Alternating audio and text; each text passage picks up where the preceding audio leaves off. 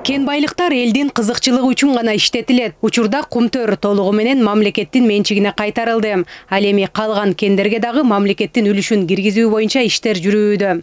Бул тууралуу президент Кабар агенттигине маек бергенде белгилеген.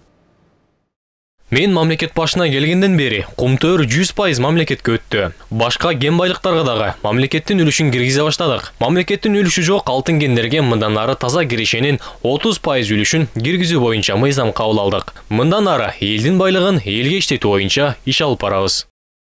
Маекте жарыяланган таблицада жазылган 20 кендин ичинен 5-өндө гана мамлекеттин үлүшү бар экенин көрүүгө болот. Алар Кумтөр 100%, андан соң Талдыбулак алтын кенинде 40%, Солтон Сарыда 35%, Макмалда 34%, Терексайда 25% көрсөтүлгөн.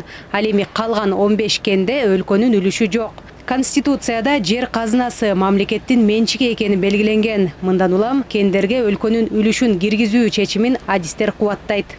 Бозумчак болобу, иштен берди болобу, ушундай сыяктуу алайда жайгашкан кендерде мамлекеттин үлүшү болгон эмес, бул жеке ишкерлердин алган лицензиясы өздөрүнө толук таандык болуп келген да.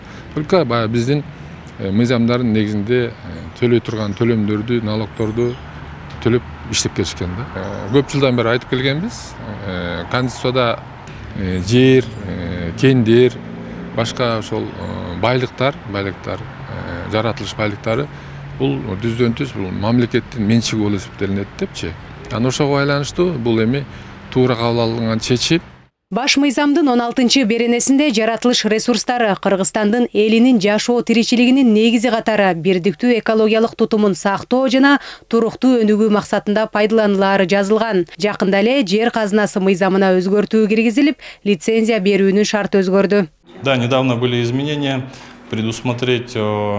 Жакында эле 30% мамлекеттик үлүштү камсыз кылуу боюнча өзгөртүүлөр киргизилди. Биз кайра берилген лицензияларды эмес, пайдалануудагы лицензияларды да камтууга аракет кылабыз. 30 жылда 7000ден ашык лицензия берилген. Анын 2407си иштеп жатат. Жер казынасы мыйзамына ылайык лицензия конкурс өткөрүү, аукцион аркылуу биринчи берилген өтүнмө эрежесин колдонуу менен же болбосо министрлер кабинети тарабынан чечим кабыл алуу аркылуу берилет. Жазгүл Сейдахматова, Бекзат Машрапов, ЛТР, Бишкек.